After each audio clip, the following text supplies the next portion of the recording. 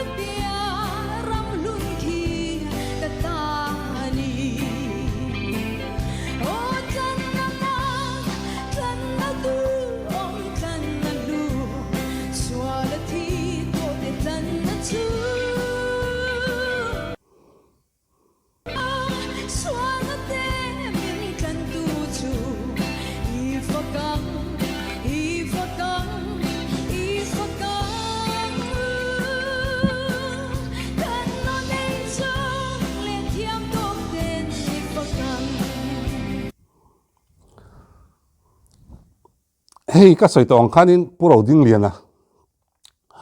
alo ril zia hi riata ni he tiang hlate arei to hle mai hei sindi te chu an la piang don lo lut tuk ti hi riata e ka ril rojan dasan beams ti te alo langa to jan pitar hliran ni tawa khangun lai zong zong te arun langa tin pila sang zoli te tiang ho hun lai wang lai chho hla aron ni deuh dor to maya lo rei ve ta hle mai ma ro chu kala tlang wal thok chu tiang vel chu ania hei ril ruwa hen lunga leng thin ka tia ei thian zawin khoi amani nia drums te nen kan ti ve tang thin ani hei do sana lon ni lowin u te ho la zirna nu khoya re hlanin lo te kan lo save vak vak an lo sakve vak vak thin khania lunga ti lenga hei ril ruin thil tam taka chui ki ra ka thin lunga hianin ka mitha thil tam taka lo lang boka ka thian te mol min lian san to te chu tiang te ka ngai tua thlenga chung zong ta chu he tlan namak lali suaina min tlan na lu le tlan na du om hianin ka thian te he hla ka lo tuipui em thin kan lo sakpui vak thin te khang te kha tuna chon alo tlan to a kan zinga mu turen om to lo a chung te min ngai zual tira puro ding lian a hlut zia kan mu bel tel don ni na a hriat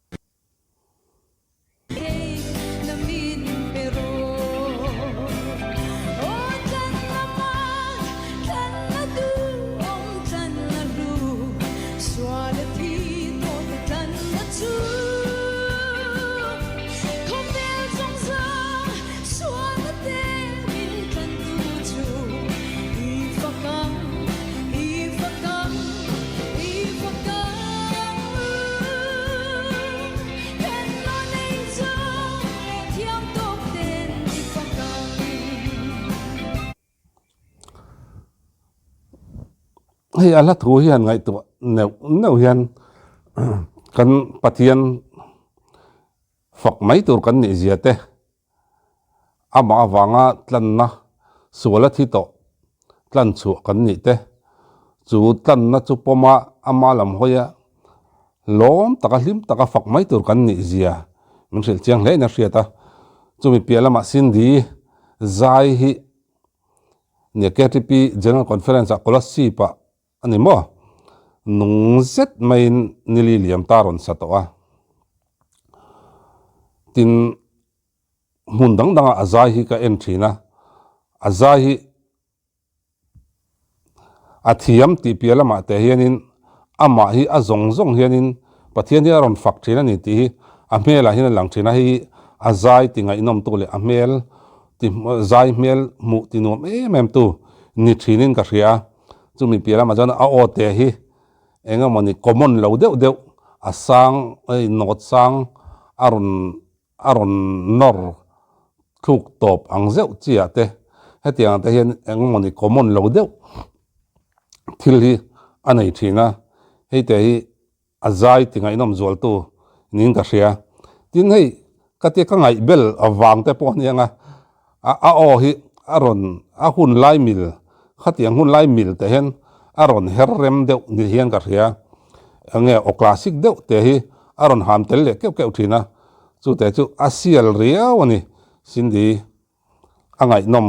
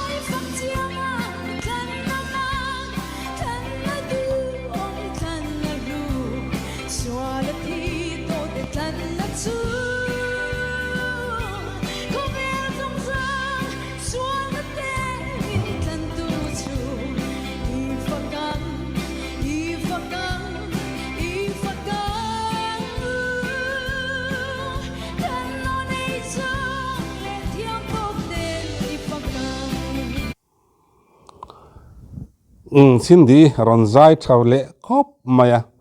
ne ka sayang kan enga moni o classic deuh hei katia ama hian a hlahi apian ma hla de ania anu po no pangte la nianga hemian lar lai te chuan anu po chu lapiang lo ma ama nge mo ti turvel dai la nia chu tiang bor vel mi chu ania ngai aron azirna angai thak na vela hei nia antia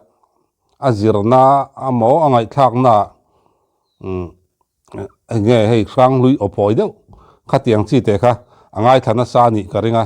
enga mani o classic de waron vom zeu aneya hei te hianin atingai nom katia tin ama zai mi le zai thiam ani ziate aron pholang katia chumi pialam jon sindi hi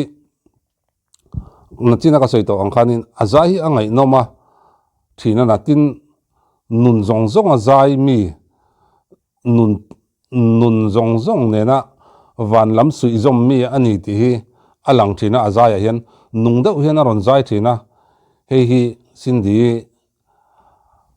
a hlut na em nin ka hria hei zai thiam tam tak nia pathian fakna lan on sa ve maya sa an saliama thiam takin amaro chu avazai thiam me kan ti azo le maya amaro chu sindi te zai hi chonin nuna hian thu a soitel thina ahla thu hianin min sarmon khum thin chu tiang ang mi chu ania azai hi ngai thak hi aman hla em thina ni puro ding liana a hlut ziate a lo ro pui ziate a ril ziate